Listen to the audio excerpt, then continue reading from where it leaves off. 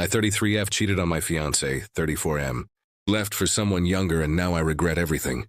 Throwaway because people in my life know my main. My ex, I will call him Jay, and I were together for 10 years. I'm 33 and he is 34.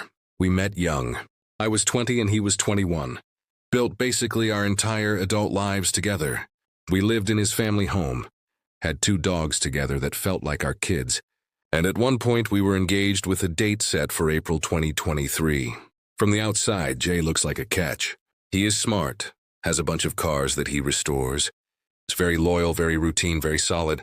He helped me get my driver's license back after a DUI. Helped me save money when I lost everything. Kept my money safe from my dad when I was trying to buy a car. And even found and maintained that car for me. My dad tried many times to take the money and Jay refused even after I begged him. My dad found a way around it. I got my own car. Jay fixed everything, planned everything, handled bills, and honestly kept my life from falling apart more times than I can count. The problem is that somewhere along the way, I stopped feeling like a partner and started feeling like a dependent or a project. Everything in our life revolved around his plans, his cars, his schedule. If we traveled, he planned it. If anything broke, he handled it. If I had feelings about something, it turned into a long talk about how I was not communicating right or was being emotional. I felt like I had no power over my own life. I wanted to be more spontaneous, and he was more of the planning type. I will admit I have not been perfect either. In 2016, I messed up badly.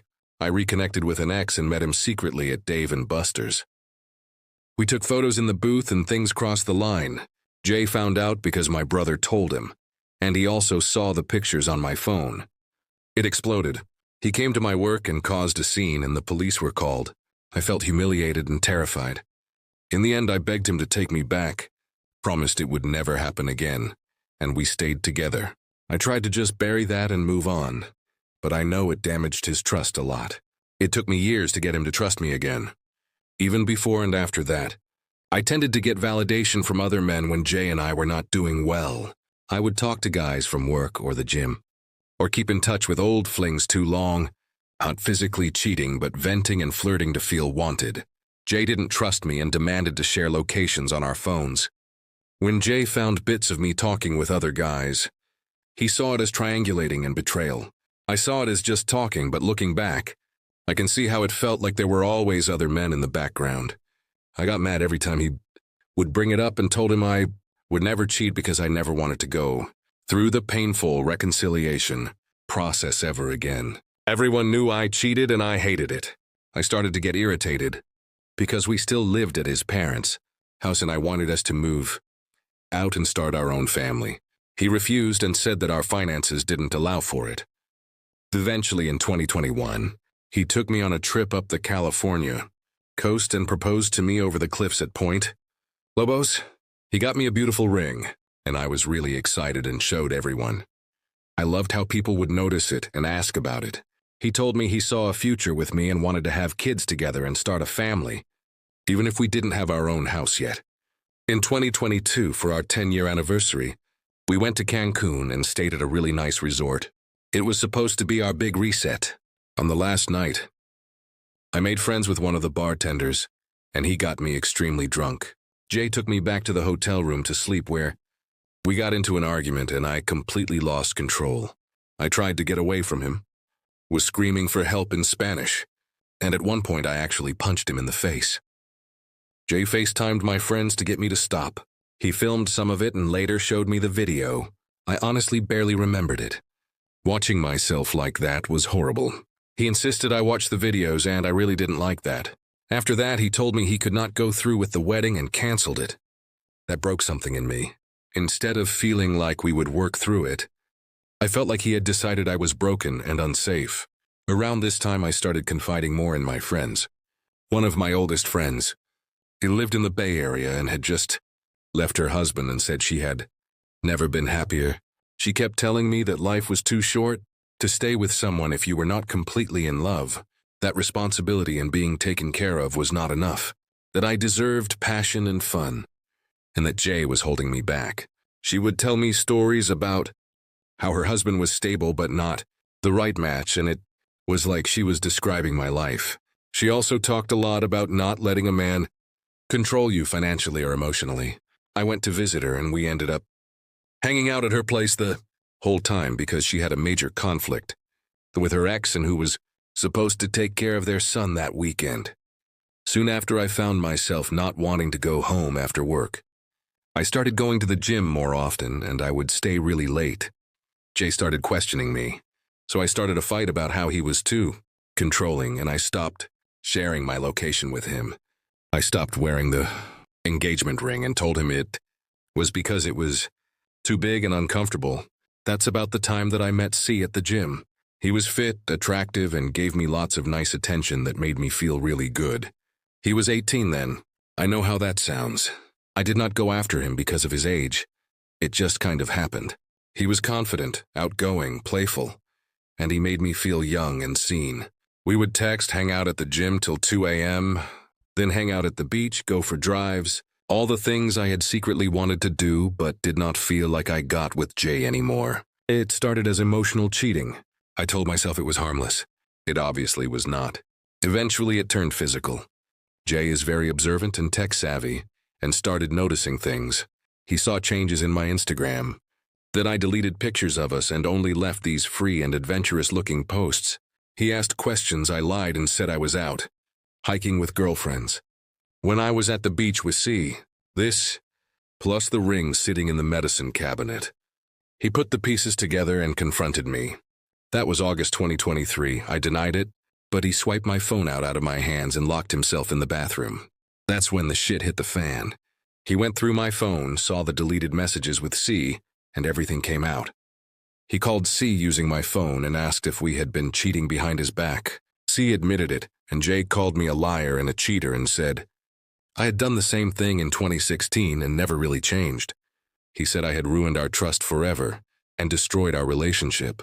He told me he was going to call my family, my coworkers, everyone, and tell them what I had done. I felt cornered and ashamed.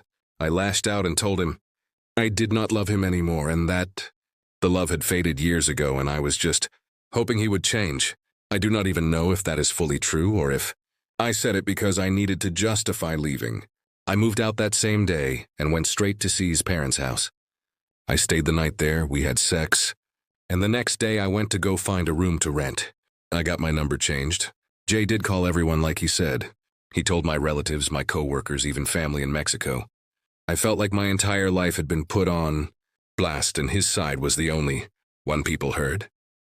I clung harder to C at that point because I felt like I had burned every other bridge.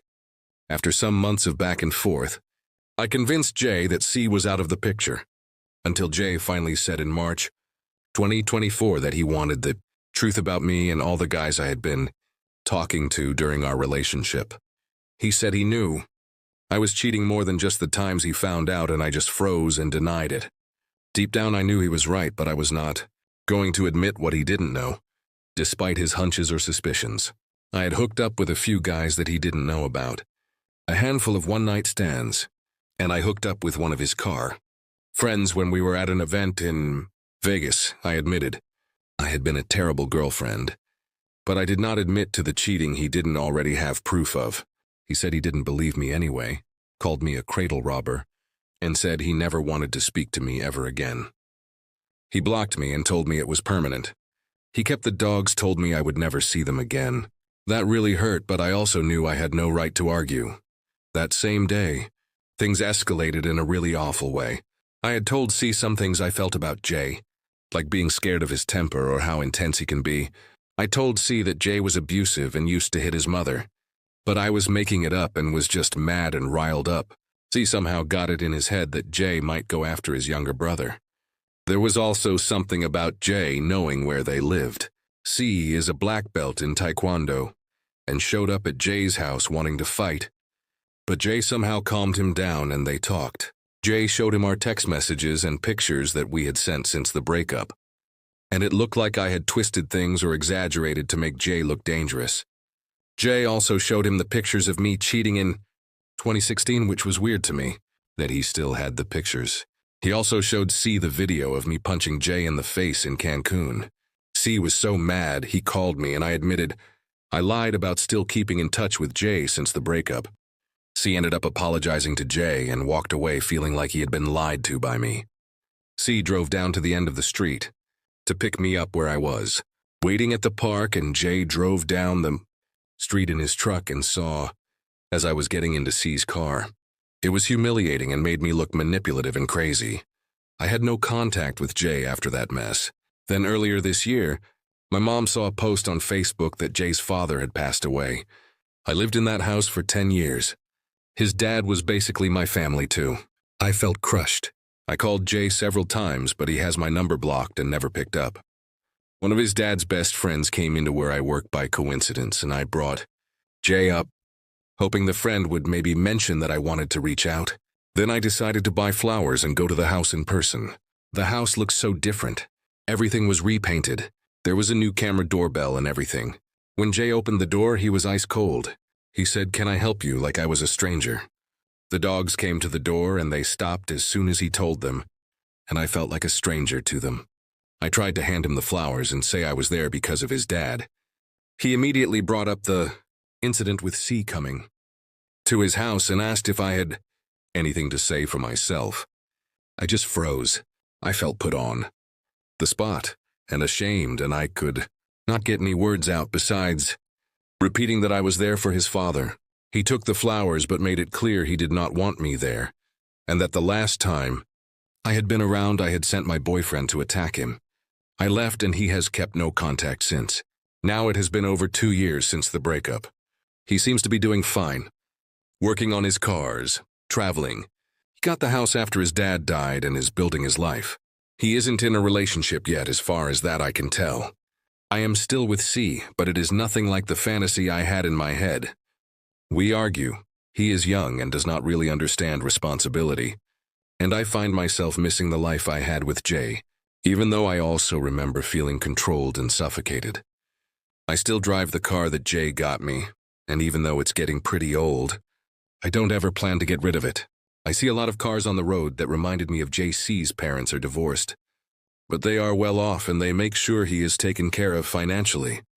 So even though he can be immature, I do get some kind of solace knowing we have a lot of cushion or help if we need it.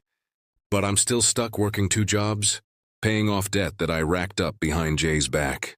Sometimes I look back at everything, including the 2016 cheating with my ex, the flirting and cheating with other men when I felt neglected, the Cancun incident where I got so drunk I punched Jay and he canceled the wedding, how I hid loans from him, and then the whole situation with C and the confrontation at Jay's house, and I feel like I am the worst person alive. Other times I tell myself I was just unhappy and did what I had to do to get out of something that was slowly killing me emotionally. So now I do not know what to think or what to do from here. I can't get it off my mind. I came here to vent because I don't feel like I can tell any of my friends because I've spent so long sticking to a version of the story that makes me look like a victim instead of a villain. I've lost a few friends over this already, and even quit one of my jobs because I kept getting made fun of by my coworkers every time a young guy would walk in.